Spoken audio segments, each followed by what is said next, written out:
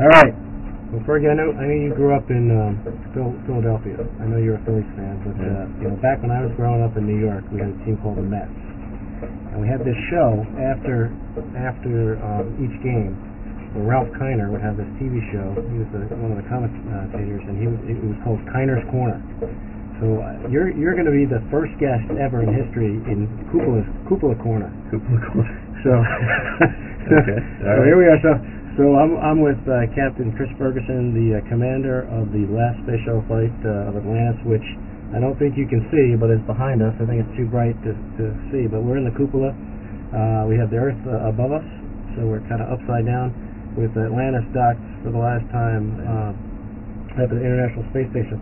So, Chris, I just wanted to ask you, what this means to you. What do you think about the last flight and the legacy of the space shuttle?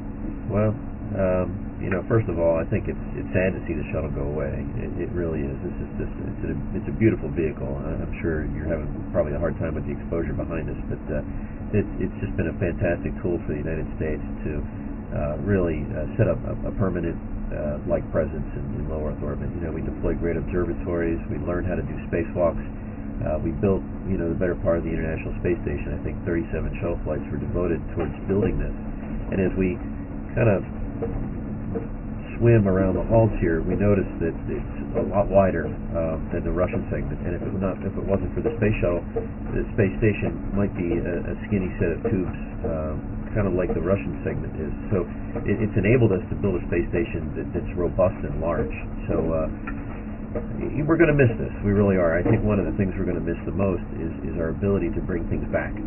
What you may not be able to see behind us is a failed pump that broke on the space station probably about 9 months ago, and we repaired it with a spare that was on board. But we're going to bring the failed one home. We're going to do a post-mortem on it. We're going to find out what made it fail, so we can make it better. And we can make things last a long, long time. So we're going to miss our ability to bring things back from low Earth orbit. So, if you talk about the shuttle's legacy, I talk about it in terms of things that we won't have when it's gone. Now, we're going to build new rockets, and we're going to have the ability to bring things back again someday, but never the kind of down mass, we call it, that the space shuttle has given us. Thanks, Chris.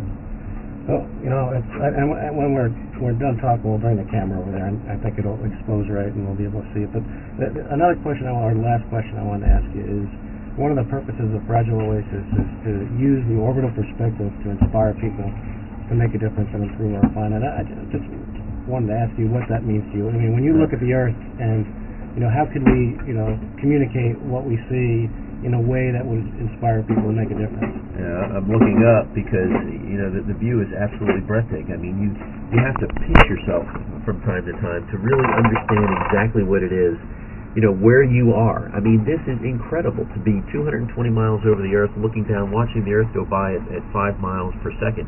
And as you do, you look down, you realize that you really can't see country boundaries. You see evidence of human life, but you see a beautiful planet with contours and clouds, and the ocean. It's an ocean of clouds that has different perspectives to it, and it's just absolutely beautiful. But you do realize how fragile it is as a result of the thin little atmosphere that we look at. It's just a wafer thin atmosphere in this large ocean of space that we're in, and how kindly we need to treat it, or perhaps it won't be treating us very kindly for generations to come. So, thanks, Fergie. I appreciate that. And we will end this with a view out the window of this beautiful spacecraft.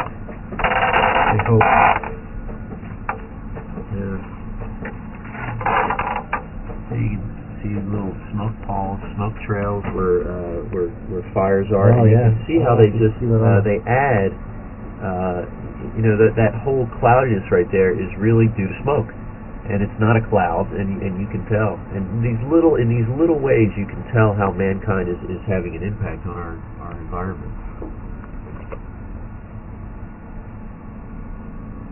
There's your spacecraft out there. Beautiful, isn't it? Yeah, there you go. Yeah, absolutely gorgeous.